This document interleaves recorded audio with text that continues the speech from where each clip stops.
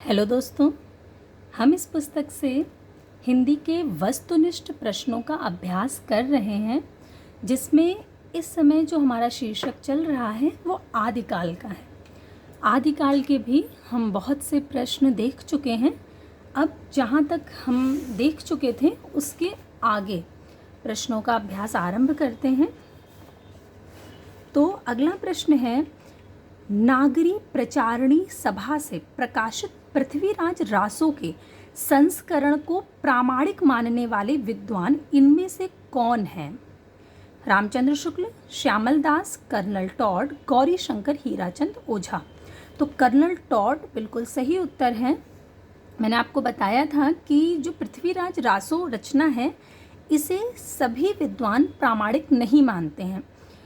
इसमें 3 श्रेणियां बटी हुई हैं, यानी कुछ विद्वान हैं जो इसे प्रामाणिक मानते हैं, कुछ ऐसे हैं जो अर्ध प्रामाणिक मानते हैं और कुछ ऐसे हैं जो इसे अप्रामाणिक मानते हैं। तो जो इसे प्रामाणिक मानते हैं उनमें हैं श्याम सुंदर दास, मिश्र बंधु, मोहनलाल विष्णुलाल पंड्या और कर्नल टॉड। जो इसे अप्रामाणिक मानते हैं उनमें आचार्य रामचंद्र शुक्ल, कविराज श्यामल दास, गौरी शंकर हीराचंद ओझा, वूलहर, मुरारी दान और देवी प्रसाद हैं। और इसे अर्ध प्रामाणिक मानने वाले विद्वानों में हजारी प्रसाद द्विवेदी, डॉक्टर दशरथ ओझा, डॉक्टर सुनीति कुमार चटर्जी, मुनि जिन विजय आते हैं।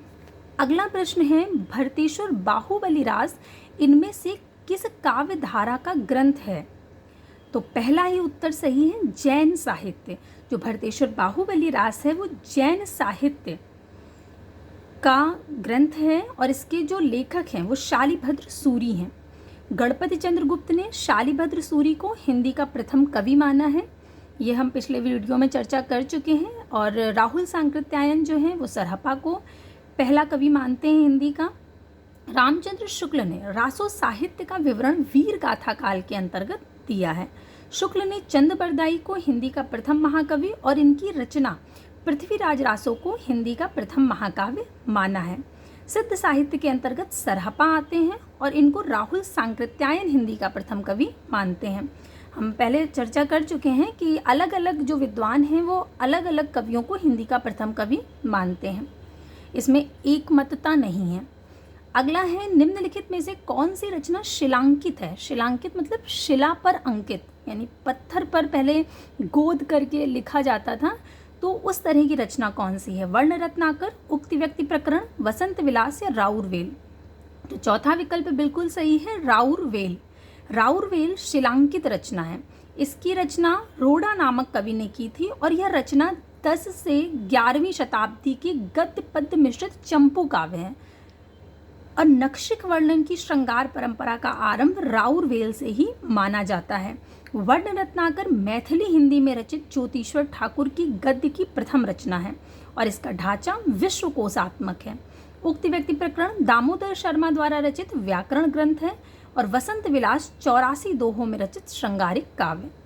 अगला प्रश्न है, आदिकालीन साहित्य से संबंधित इनमें से कौन सा कथन सही नहीं है? तो पहला कथन है, दोहा आदिकालीन अपभ्रंश साहित्य का प्रमुख छंद है। बिल्कुल सही है। दोहा कोशों और चर्या गीतों की भाषा शैली में कोई अंतर नहीं है, तो ये गलत है, इसलिए यही बिल्कुल सही होगा क्योंकि इसमें पूछा गया है कौन सा सही नहीं है। दोहा कोश में दोहे हैं और दोहा छंद है और चर्या गीत वो गीत है, तो छंद और गीत में तो अंतर निश्चित ही होगा और इसमें कहा गया है कि अंतर नहीं है, तो इसलिए ये वाला सही है। अगला है, चर्यापद एक प्रकार के गीत होते हैं जो सामान्यतः अनुष्ठान के समय गाए जाते हैं। सही है। अगला है, आदिकालीन बौद्ध सिद्धों ने दोहा कोशों के साथ साथ चर्यापदों की रचना भी की है। ये भी बिल्कुल सही है। अगला प्रश्न है, रचना और रचनाकार की दृष्टि से कौन सा विकल्प सुमेलित नहीं है? तो पहला, प्रबंध चिंतामणि विनय चंद्र सूरी, यही गलत है, इसलिए पहला विकल्प ही सही होगा। प्रबंध चिंतामणि मेरुतुंग का है, पाहुड़ दोहा राम सिंह का है, नेमिनाथ चर्यु हरिभद्र सूरी का है, भविष्यत कहा धनपाल का है और नेमिनाथ चौपई विनय चंद्र सूरी का है। अगला प्रश्न, जसहर चरित्र के लेखक कौन है? तो जसहर चरित्र जो है वो पुष्य दंत की रचना है पौमचर्यु स्वयंभू का है, भविष्यत कहा धनपाल का है और संदेश रासक अब्दुल रहमान का है। अगला प्रश्न है, दब्य सहाव पयास नामक अपभ्रंश में लिखित ग्रंथ की रचना किसने की है? आसगु ने, शालिभद्र सूरी ने, जिनधर्म सूरी ने या देवसेन ने? तो देवसेन बिल्कुल सही उत्तर है। देवसेन ने 933 ईस्वी में श्रावकाचार की रचना भी की थी। श्रावकाचार में 250 दोहों में श्रावक धर्म का प्रतिपादन किया गया है। देवसेन के जो अन्य ग्रंथ हैं, नय चक्र, ये भी बहुत प्रसिद्ध है, नय चक्र, दर्शन सार, भाव संग्रह, तत्वसार आदि हैं। चंदनबाला रास के रचयिता आसगु हैं। भरतेश्वर बाहुबली रास शालिभद्र सूरी की रचना है और स्थूलिभद्र रास जिनधर्म सूरी की। अगला प्रश्न है, संदेश रासक किस प्रकार का काव्य है? तो जो संदेश रासक है वो एक खंड काव्य है। संदेश रासक अब्दुल रहमान रचित एक खंड काव्य है और ये काव्य कालिदास द्वारा रचित मेघदूत से प्रेरित है। रचनाकार ने इसका मंगलाचरण इस प्रकार किया जिसमें हिंदू और मुस्लिम दोनों धर्मों के तत्वों का सम्मिश्रण है। संदेश रासक में विक्रमपुर की एक वियोगिनी के विरह की कथा वर्णित है। कभी कभी इस तरह से भी पूछा जाता है कि कौन सा खंड काव्य है जिसमें विक्रमपुर की वियोगिनी के विरह की कथा है? तो उसका उत्तर संदेश रासक। अगला प्रश्न है, आलवार संतों की संख्या कितनी मानी गई है? तो आलवार संतों की संख्या 12 मानी गई है। जिस प्रकार से 84 सिद्ध हैं, नवनाथ हैं, उसी तरह से आलवार संत 12 हैं। आलवार जो हैं वो तमिल कवि और संत थे। इनका काल 6वीं से 9वीं शताब्दी के बीच रहा है और इनके पदों का संग्रह दिव्य प्रबंध कहलाता है। अगला प्रश्न है, कैमास वध किस ग्रंथ की प्रमुख घटना है? तो ये पृथ्वीराज रासो का एक समय है, उसमें घटित है। जैसे पृथ्वीराज रासो का इसके पहले हमने पद्मावती समय देखा था। पृथ्वीराज रासो जो है वो 69 समय में विभाजित है पूरा महाकाव्य, तो उसी में एक घटना कैमास वध की भी है।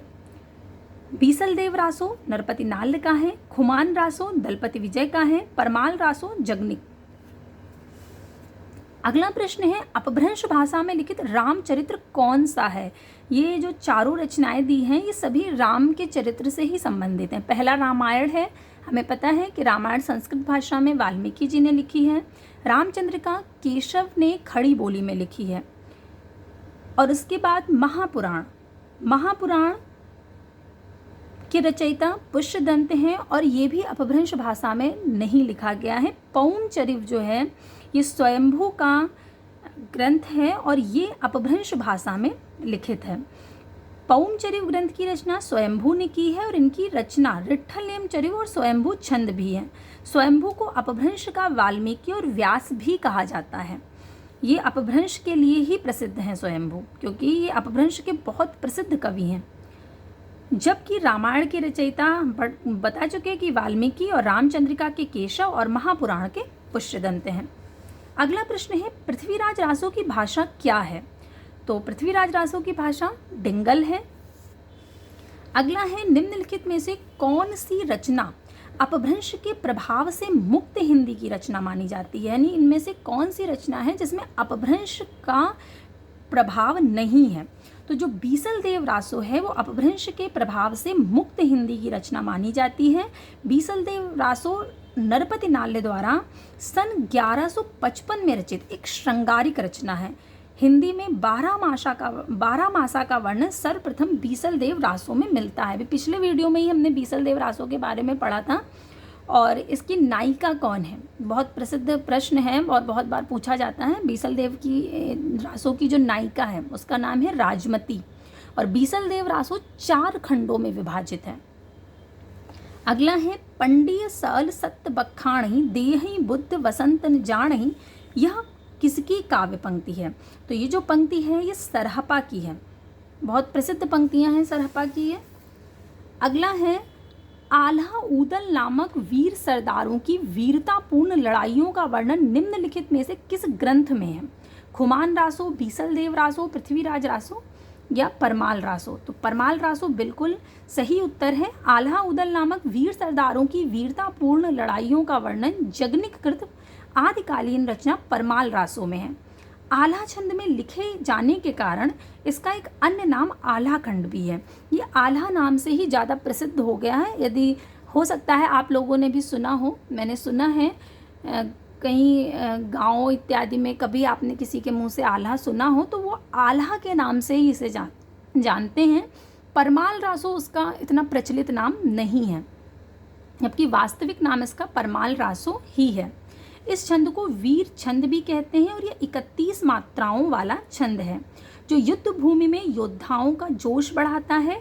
आल्हा खंड को सर्वप्रथम 1865 ईस्वी में फर्रुखाबाद के तत्कालीन जिलाधीश हैं चार्ल्स इलियट, उन्होंने प्रकाशित करवाया था। और आल्हा खंड वर्षा ऋतु में उत्तर प्रदेश के बैसवाड़ा, पूर्वांचल और बुंदेलखंड क्षेत्र में गाया जाता है। ये प्रश्न पूछा जाता है कि आल्हा खंड किस ऋतु में गाया जाता है, तो आपको याद रखना है कि वर्षा ऋतु में गाया जाता है।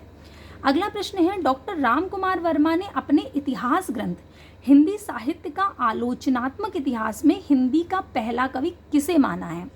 तो राम कुमार वर्मा ने हिंदी का पहला कवि स्वयंभू को माना है। और इनकी जो राम कुमार वर्मा के जो इतिहास ग्रंथ है वो हिंदी साहित्य का आलोचनात्मक इतिहास है। वहीं राहुल सांकृत्यायन जो है वो सरहपा को हिंदी का प्रथम कवि मानते हैं। ये हम इतने बार ये आ चुका है कि आशा करती हूँ आप लोगों को बिल्कुल रट गया होगा कि राहुल सांकृत्यायन जो हैं वो सरहपा को हिंदी का पहला कवि मानते हैं, गणपत चंद्र गुप्त शालिभद्र सूरी को मानते हैं, राम कुमार वर्मा स्वयंभू को मानते हैं, बार बार आ रहा है। तो नाथ साहित्य का आरंभकर्ता किसे माना गया है? गोरखनाथ को। नाथ साहित्य का आरंभकर्ता मत्स्येंद्र नाथ के शिष्य गोरखनाथ को माना जाता है। हिंदी का प्रथम महाकाव्य किसे माना गया है? तो पृथ्वीराज रासो को माना गया है। यह आदिकालीन रचना है और इसके रचयिता चंद बरदाई हैं। खुमान रासो और बीसल देव रासो भी आदिकालीन रचनाएं हैं और इनके जो रचयिता हैं वो क्रमशः दलपति विजय और नरपति नाल्य हैं। कामायनी छायावादी कवि जयशंकर प्रसाद द्वारा रचित महाकाव्य है। अगला प्रश्न है, प्रत्येक देश का साहित्य वहाँ की जनता की चित्तवृत्ति का संचित प्रतिबिंब होता है, यह कथन किसका है? ये शुक्ल जी का बहुत प्रसिद्ध कथन है, वो उनकी पुस्तक की भूमिका में ही लिखा हुआ है, आरंभ में ही दिया गया है, आचार्य रामचंद्र शुक्ल का है। अगला है, गोरी सोवे सेज पर मुख पर डारे केस पंक्ति किसके द्वारा रचित है? तो ये अमीर खुसरो की पंक्ति है। गोरी सोवे सेज पर मुख पर डारे केस, चल खुसरो घर आपने रैन भई चहुदेश। अमीर खुसरो निजामुद्दीन औलिया के शिष्य थे और उन्होंने इनकी मृत्यु पर ये पंक्ति लिखी थी। जब उनके गुरु की मृत्यु हो गई थी तब उन्होंने लिखा था। और डॉक्टर राम कुमार वर्मा ने अमीर खुसरो को अवधी भाषा का प्रथम कवि माना है। अभी तक आप सब जगह यही देखते आ रहे हैं ना कि अमीर खुसरो खड़ी बोली के कवि हैं, लेकिन इन्होंने बिल्कुल अलग तथ्य दिया है राम कुमार वर्मा जी ने, और इन्हें अवधी भाषा का प्रथम कवि माना है। अगला प्रश्न है, आदिकाल के किस कवि ने खड़ी बोली में रचना की है? तो अमीर खुसरो हैं, वो हैं आदिकाल के, लेकिन उन्होंने रचना जो करी है वो खड़ी बोली में करी है। और इनकी प्रमुख रचनाएं खालिक बारी, पहेलियाँ, मुकरियाँ, दो सुखने और गजल आदि हैं। और इनके जो गुरु हैं वो निजामुद्दीन औलिया हैं। अगला प्रश्न है, विद्यापति किसके दरबारी कवि थे? तो विद्यापति कीर्ति सिंह के दरबारी कवि थे। अगर आपको विद्यापति की रचनाएं याद हों तो कीर्तिलता, कीर्ति पताका इनकी बहुत प्रसिद्ध रचनाएं हैं। ये इनके जो आश्रयदाता हैं उन्हीं के संबंध में हैं। इनके जो गुरु हैं उनका नाम है पंडित हरि मिश्र। ये बिहार के दरभंगा जिले के विपसी नामक गांव के निवासी थे। और इनकी प्रमुख रचनाएं कीर्तिलता, कीर्ति पताका, शैव सर्वस्वसार, गंगा वाक्यावली, भू परिक्रमा, पुरुष परीक्षा, पदावली। पदावली मैथिली भाषा में रचित है और यह विद्यापति की प्रसिद्धि का कारण है। इसी कारण इन्हें मैथिल कोकिल के नाम से जाना जाता है। और बच्चन सिंह ने विद्यापति को जाति कवि कहा है। कौन सिद्धों तथा नाथों की सूची में उभयनिष्ठ है? यानी ऐसा कौन सा इनमें नाम है जो सिद्ध में भी आता है और नाथ में भी आता है? तो वो सरहपा है। सरहपा 84 सिद्धों में सबसे प्राचीन माने जाते हैं और वही ये नाथ भी माने गए हैं।